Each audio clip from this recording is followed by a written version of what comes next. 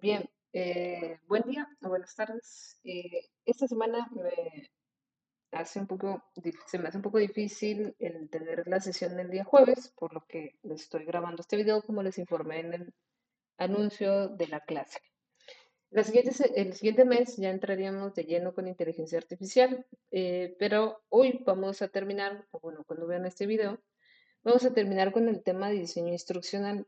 Les voy a dar algunos consejos para desarrollar diseño instruccional, sobre todo como más práctico para que ustedes puedan enfrentarse a ese tipo de trabajos, em, y el tipo de documentos que normalmente se entregan en el área de diseño instruccional, que la verdad suelen ser muy detallados porque hay que describir absolutamente todo.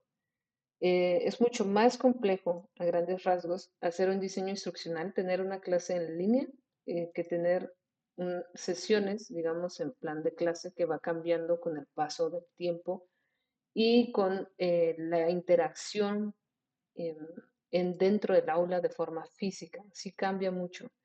De hecho, el diseño instruccional hace que las personas sean a veces un poco menos flexible, es mucho más estructurado, hace que las personas se estructuren más y de hecho ahí se terminaría el mito que la educación en línea es mucho más sencilla. De hecho, ¿no?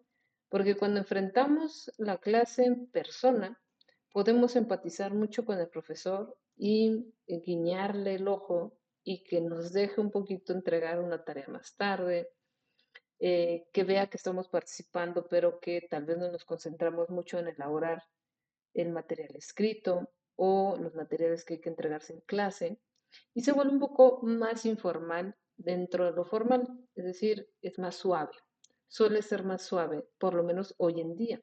Hace algunas décadas, seguro recordarán, con la educación tradicional, pues era muy difícil que esto sucediera. Y uno de los retos que ha enfrentado y justamente que se ha hecho estos procesos de tecnología es que gracias a la tecnología nosotros podemos tener más datos. De hecho, ese es el tema con blockchain, ese es el tema con inteligencia artificial generativa y ese es el tema con la minería de datos y el machine learning, que al final es IA, ¿no? Esto al final nos da mucho más datos para analizar que el no tenerlos. Por ejemplo, ¿cómo nosotros podríamos dar un seguimiento muy estructurado de todas las clases cuando es en presencial? Pues con la boleta, ¿no? Pero resulta que cuando calificamos, a veces el profesor, nosotros como profesores nos descalibramos y no solemos usar rúbricas de evaluación en la práctica inmediata. La mayoría de los profesores, aunque preparan sus rúbricas, no las utilizan.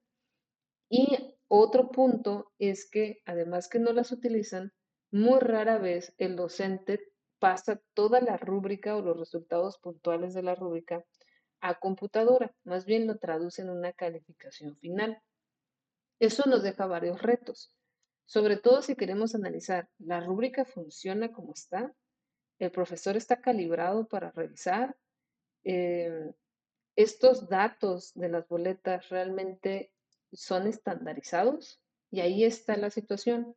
Cuando nosotros queremos sacar resultados estandarizados y saber cómo va el desempeño de una población estudiantil, no lo podemos hacer porque si no se estandariza, si no se llega a un acuerdo global, general, para que esos datos em, se mantengan hilados, pues no vamos a poder tener buenas interpretaciones.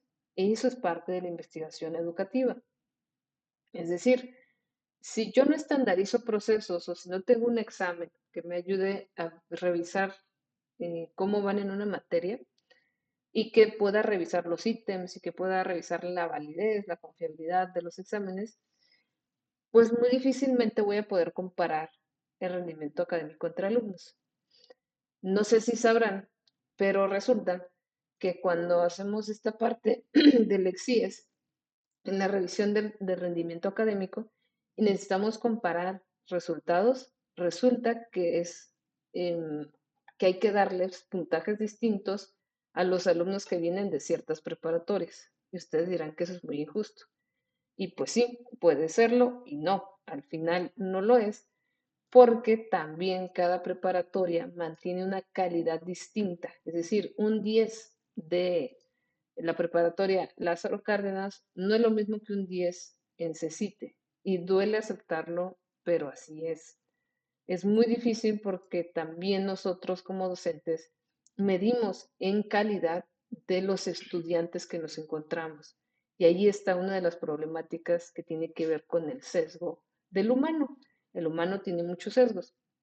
En ese sentido, enfrentamos diversas problemáticas de medición. Y lo que ayuda a hacer un buen diseño instruccional sería, en teoría, a estandarizar procesos, estandarizar, digamos, cursos y que todos estos cursos estén estandarizados a partir de listas de cotejo, de rúbricas, de exámenes, que nos ayuden a medir de una mejor manera a un grupo estudiantil y así obtener mejores datos con mejor calidad. Pero, por otro lado, estandarizar también presenta sus retos, porque estandarizar al final nos llevaría a otras problemáticas que tienen que ver con lo cualitativo. Y bueno, ahí vamos a encontrar ambas caras de la moneda. Hay quienes les gusta más lo cuantitativo, el tema de tecnología, hay quienes no. Em, pero por lo que les acabo de mencionar, por eso hay dos vías. Ser un poco más estadístico o ser un poco, digamos, en el lado cuantitativo o ser más cualitativo. Y entonces hay dos formas de revisar este tema, ¿no? El diseño instruccional es el DI, ¿no? Es un proceso clave que nos ayuda a planificar. Es esencial para innovar y para tener muy buenos espacios virtuales, ¿no? Por ejemplo, cuando yo tengo un buen espacio virtual, tengo muy claro, eh, digo, no, mis espacios virtuales no son muy buenos, pero en los espacios virtuales tenemos muy claro, por ejemplo, cuáles son las instrucciones de arranque. ¿Qué debo saber para empezar? Debo tener, debo saber en qué materia estoy, debo tener un video de bienvenida que me explique cuántas actividades hay, cuánto vale cada actividad, que esas son las principales dudas de los estudiantes, porque seguimos pensando en un modelo muy cuanti, ¿no? Un modelo muy de puntos, de castigos, en fin, de recompensas y demás, muy tradicional dentro de lo digital también. Pero eso de alguna forma hace que nos estructuremos y administremos mejor nuestros tiempos, ¿no? Y eso también dentro, por ejemplo, de la nueva escuela mexicana se ve como algo negativo. Entonces, tenemos que tener claras las políticas del curso. Tenemos que tener un reglamento de lo que se puede y lo que no se puede hacer. Entonces, por eso se hacen las políticas del curso. ¿Cuál es el mínimo para pasar la asignatura? ¿A dónde me puedo dirigir si tengo una duda? em, ¿Cuáles son mis recursos de apoyo? ¿Con qué cuento? ¿Con qué no cuento? Mi calendario escolar. ¿Cuánto va a ser el porcentaje de cada unidad? ¿No? Tener muy, muy clara mi tabla de los horarios, de las entregas, de las fechas, del valor y saber si voy a hacer exámenes, si no los voy a hacer, y qué tipo de actividades. Hay que dar una breve descripción, cuál es el producto. Si nosotros sabemos cuál es la meta, cuál es el producto, como persona que aprende continuamente, no como alumno. En este sentido, si hablamos de innovación, la palabra alumno se queda corta. Como compañeros de aprendizaje, ¿qué me falta? ¿Qué tengo que entregar? Porque yo como persona, como un humano, como un ser individual que aprende todos los días, necesito administrar mi tiempo prácticamente. Y tener el diseño instruccional o el programa de unidad académica de todo el curso. ¿Qué es lo que tengo que entregar? ¿Cuáles son los pasos? Todo lo que van a ver dentro de este curso, todo eso debe estar en Word. Todo, todo, todo. Las políticas, todo esto yo lo tengo aparte en Word, porque eso es una buena práctica. ¿Qué pasa con los LMS? Como Blackboard, como Moodle, como Schoology, como cualquier LMS, Learning Management System, que normalmente cuando yo los utilice, siempre va a haber, digamos, fallos, es tecnología, y puede borrarme mi información. Pasa porque es tecnología. Y si yo no tengo guardada esa información, ¿dónde se queda? Muchas personas suelen subir toda la actividad dentro de Blackboard y ya no la guardan. Y luego, ¿cómo la vas a editar? ¿Qué pasa si se te borra? Entonces tienes que tener un respaldo de todo esto en Word. Por eso es que suelen ser los LMS muy primitivos, ¿no? Como sin tanta imagen, sin tanta edición. Porque también los cursos pesan mucho, en megas, hablando de gigas, ¿no? Deben tener su pestaña, su módulo. Estos se llaman módulos, estos que están aquí, estas unidades que les ponemos acá, en realidad se llaman módulos, módulos de aprendizaje. Y antes se les llamaba módulos porque la idea del Internet y de tener aprendizaje en línea es que tú puedas cumplir los módulos que tú quieras e irlas intercambiando y que estos módulos, por ejemplo, si hablamos de introducción a la minería de datos, pero también tengo una materia de introducción al Machine Learning. Entonces yo puedo poner un módulo que sea común para esos dos cursos. O por ejemplo, tengo matemáticas y resulta que tengo álgebra lineal y tengo cálculo. Pero para saber cálculo debo de recordar algo de álgebra y para saber álgebra lineal debo de recordar algo de álgebra. Entonces yo ese módulo se lo agrego de álgebra básica, se lo agrego a esos dos cursos para que los recuerde. Y entonces ese curso se va componiendo de módulos como sumados, ¿no? Que puedes mover y quitar como si fuera un Tetris. Imagínenselo, ¿no? Entonces creo que ahí está algo muy positivo del uso de este tipo de herramientas, porque se guarda la información y tú nada más copias y pegas técnicamente, ¿no? Lo mueves del lugar. Entonces, estos módulos, yo debo de tener una de información y recursos de apoyo, políticas del curso, recursos de aprendizaje, recursos de software, por ejemplo. Está la unidad, pongan el nombre de la unidad, la descripción, y luego tengo que saber que existen foros, que existen cuestionarios, que existen Drive, por ejemplo, para subir información, que existe el formato de ensayo.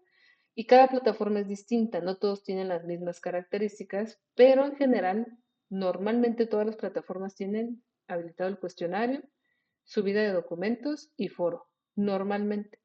Pero el foro lo puedo usar de muchas formas. Foro de bienvenida, sin puntaje, o con puntaje extra, o con, si lo queremos poner como parte de la calificación, pues está bien. Pero bienvenida, siempre nos debemos presentar. Puedo pedirles que lo hagan por video, por audio, por una imagen, por una infografía. Y ya estoy midiendo algo, ¿no? Una habilidad, una perseverancia. Puedo medir algo. Pero también puedo usar el foro para generar discusiones. Entonces se le dice discusión, pero en realidad es un foro, es el mismo formato, es un foro. Y dentro del foro, pues también puedo generar diferentes estrategias didácticas, es decir, el foro es una herramienta, el cuestionario es una herramienta que no siempre lo voy a utilizar para el mismo fin, sino que esa herramienta lo puedo usar creativamente de muchas maneras. Entonces tenemos el foro y vamos a tener todas las actividades, ¿no? En cada uno de los módulos.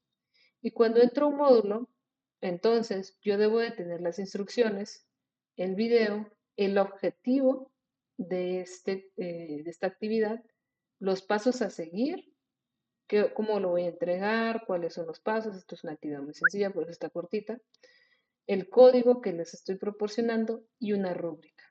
Y esta rúbrica también la debo de poner dentro de esta, digamos, evaluación. Y todo esto lo debo de guardar en un Word, ¿ok? Y aquí, pues yo puedo poner fechas, digamos, puedo poner el tipo de comentarios, si es evaluación formativa o sumativa, los intentos, puedo poner puntajes, puedo poner que se califiquen entre ellos cuando lo veo eh, positivo, que se califiquen entre ellos, pero que obviamente cuando se califican entre ellos hay rúbricas, que eso lo hacen mucho en Coursera, para que los alumnos ayuden a evaluarse y de alguna forma con la rúbrica hay un mediador. El mediador es la herramienta que es la rúbrica y entonces eso ayuda a evaluar a los estudiantes. Entonces, todo esto forma parte del diseño instruccional. Un diseño instruccional se conforma por módulos y se conforma por actividades. Y de las actividades hay diferentes herramientas, bancos de preguntas, foros, drives, que para subir información, ensayos. Y por ejemplo, en Blackboard, cuando le doy clic a crear, puedo crear carpetas, documentos, enlaces, porque al paso del tiempo se fueron dando cuenta que el tema de los módulos no era tan factible para todos, porque todos siguen pensando cómo lo hace Drive, en carpetas, en documentos, y por eso ha ido cambiando bastante Blackboard. Por aquí, por ejemplo, hay exámenes, actividades, formularios, debates, diario, pero no son muchas, digamos, opciones que nos da Blackboard. Hay otras aplicaciones que sí nos dan un poco de más opciones. Nos dan wikis, como Wikipedia, pero wikis para que hagan los alumnos, foros, el de páginas web, formularios, pero también te dan chats. Entonces hay diferentes herramientas que no siempre están presentes. Y esa es una de las barreras, digamos, del diseño instruccional, porque al final el diseño instruccional va a ir apegado según también al Learning Management System que esté detrás, el LMS, ya sea Blackboard, Moodle o cualquier otra. Y esos, digamos que son las limitantes. Hay un límite, ¿no? En el cual nosotros no podemos avanzar.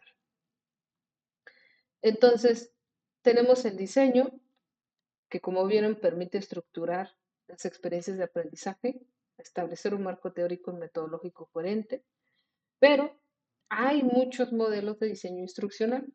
Los más comunes, los más clásicos, es el modelo ADI, el modelo Gagné, el modelo empático. Y ahorita les voy a presentar otro. El modelo ADI es una estructura de 5 fases, que luego lo van a ver por ejemplo, en Lego Education, que tiene el modelo de las 4C. El modelo de las 4C es conecta, construye, contempla y continúa. Y entonces se basan en este modelo para hacer todo, ¿no? Que lo implican mucho en robótica. Y este modelo es muy reconocido porque se enfoca precisamente en la creación y digamos, a temas de STEAM, que tendría que ver con Science, Technology, ¿no? Todo lo que tiene que ver con ciencia, tecnología, matemáticas. Y el fin es esto, ¿no? Conectar, construir, contemplar y continuar. Y conectar tiene sentido porque es Lego y conectamos piezas, ¿no? Construir, contemplar, continuar. Y contemplar se refiere a la reflexión, a construir, ¿no? Lo que lograron, lo que no, y continuar, que le cambio, que no le cambio, continúo y hago ajustes, vuelvo a conectar, vuelvo a construir, vuelvo a contemplar, vuelvo a continuar. Y eso es siempre, porque la vida es mantenimiento, ¿no? Entonces, aquí en el modelo ADI se trata de analizar, diseñar, desarrollar, implementar y evaluar. Y esto de evaluar va a ser algo muy común que se van a encontrar en todos los modelos. Al final, los modelos son evaluación. ¿Cómo los evalúo para saber que hice un buen proceso? Y por eso tenemos como mucho miedo al tema de evaluación, pero la verdad es que el tema de evaluación debería ser uno de los principales de los que estuviéramos hablando como docentes, porque la evaluación nos permite crecer, nos permite continuar, nos permite ajustar, nos permite entender cómo progresar, cómo hacer cosas de forma diferente en beneficio de todos y obviamente de nosotros mismos. El modelo Gagné se enfoca en 9 eventos instruccionales, ahorita los veremos, que guían al estudiante de manera progresiva, muy, muy, muy específico, y ese modelo estaría en todo momento, ¿no? El modelo ADI, por ejemplo, si yo hago una tarea, yo tendría que poner fase análisis, fase diseño, fase desarrollo, fase implementación, fase evaluación, que no son en el mismo día ni en la misma semana. Normalmente en este tipo de modelos se trabajan por semanas, ¿no? Haces un proyecto y en ese proyecto normalmente es muy, muy apegado a la investigación. En ese proyecto de un mes, por ejemplo, haces un análisis, diseñas, desarrollas, implementas y lo evalúas y luego haces otro proyecto, lo conectas. Son formas o modelos muy activos. De hecho, todo lo que tiene que ver con educación en línea son modelos excesivamente activos en investigación y en proceso de pensamiento. Luego está el modelo empático, que tras ver que es muy cientificista estos dos modelos, el modelo empático se centra más en la relación docentes y estudiantes, ¿no? En el bienestar de ambos y en cómo interactuamos como personas, dejando de lado como solamente toda esta parte del conocimiento, que al final todo dependerá de lo que queramos hacer. Y la innovación en el diseño instruccional es un tema muy, digamos, alineado con la tecnología, ¿no? Normalmente cuando hablamos de tecnología pensamos que ya estamos innovando y no siempre es así. Hay momentos en que la tecnología educativa se ha estancado muchísimo, sobre todo en modelos, y el punto ahora es entender el equilibrio de emociones, uso de la tecnología, uso del conocimiento, porque al final, aunque tengamos muy estructurado en la entrega de todos los productos, tal vez no aseguramos el aprendizaje o no aseguramos que realmente esté haciendo un curso porque le interesa, ¿no? ¿Cuántas veces no hemos terminado un curso solo por la ansiedad de entregarlo y terminarlo y decir que ya lo hicimos y que ya obtuvimos ese conocimiento y nos preguntan y no nos acordamos realmente de los conocimientos? O sí, pero no tanto como quisiéramos, ¿no?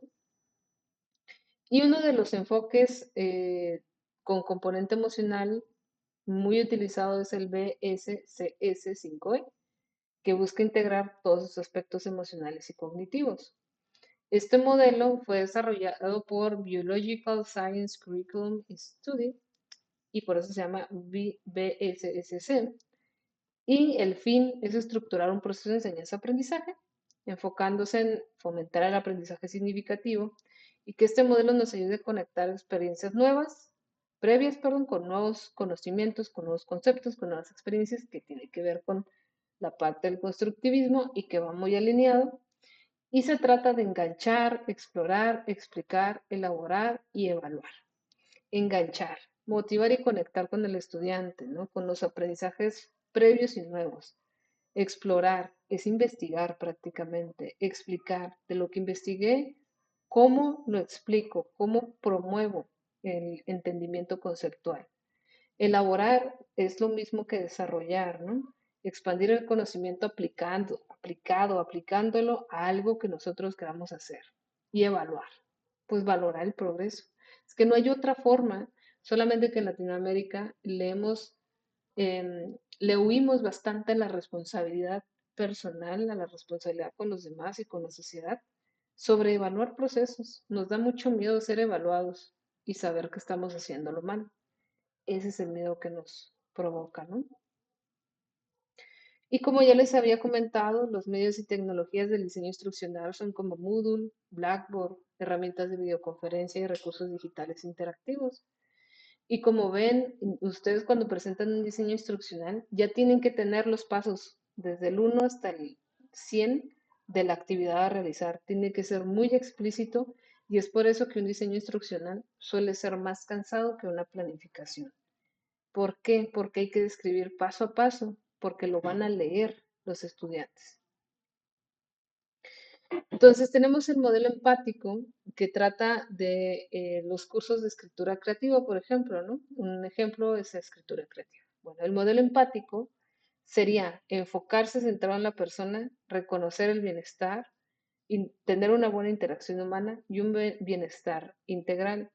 Para este tipo de temas el modelo empático es muy bueno porque al inicio del curso organizamos una actividad para conocer a los estudiantes, ¿no? Sus intereses, sus preocupaciones.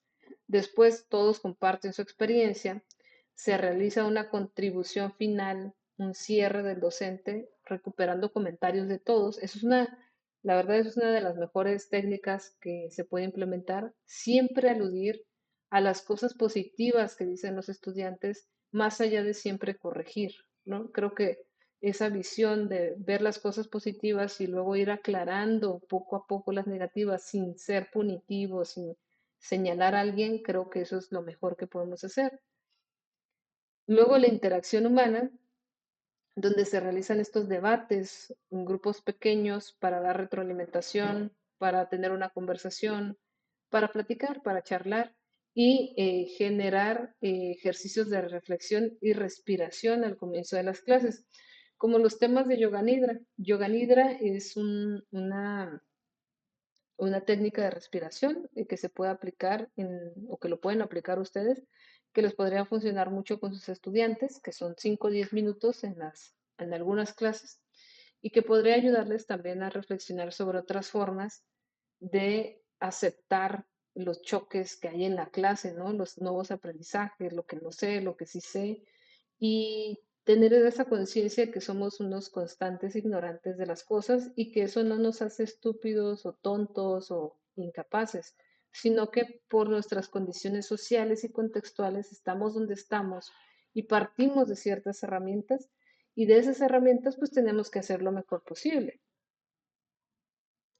En el caso del modelo BS5S5E, más cientificista, em, podemos aplicarlo, por ejemplo, en el ciclo del agua. Enganchar, explorar, explicar. Primero mostramos un video, hacemos lluvias de preguntas. Si se dan cuenta, la conexión emocional aquí no es lo primordial, pero sí tiene que ver esa integración de lo emocional, ¿no? Hay que explorar, hay que investigar, explicar, elaborar y evaluar. El ejercicio de esta semana va a ser cómo se elabora y cómo se evalúa en este ejemplo. Van a tener que leerlo, parar el video, léanlo y cuáles serían los siguientes pasos. Se elabora y evalúa. ¿Pero cómo? Revísenlo, léanlo, pregúntenle a ChatGPT, vean qué les dice. Lo mismo va a suceder con el modelo ADI, que es analizar, diseñar, desarrollar, implementar y evaluar. Pero ¿cómo lo implemento? ¿Cómo lo evalúo? Sobre un curso online sobre marketing digital. ¿Cómo lo hago? Van a tener que detenerse, revisarlo, pensar, repensar, buscar información. Van a tener que ver qué es ADI, qué es BS5S5E, que la profe nos explicó, qué es el modelo Gartner. Son 9 puntos, aquí están los 9 puntos, pero ¿cómo le hago para el tema de capacitación en el uso de software para análisis de datos? ¿Cómo capto la atención en este contexto? ¿Cómo informo el objetivo? ¿Cómo hago el estímulo previo? ¿Cómo presento el material? ¿Cómo oriento el aprendizaje? ¿Cómo reviso el desempeño del estudiante? ¿Cómo doy la retroalimentación? ¿Cómo se evalúa? ¿Cómo mejoro la retención y la transferencia de la información? Entonces, ustedes van a revisar estos 3 modelos y van a desarrollar lo que hace falta de estos modelos y lo van a escribir en el foro.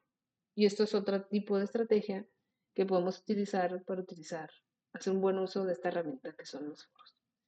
Pues nada, nos vemos la siguiente semana. Utilicen ChatGPT y la siguiente semana verán el por qué, ¿no? El por qué utilizamos ChatGPT. Bueno, entonces nos vemos. Espero que tengan una bonita semana y se cuidan.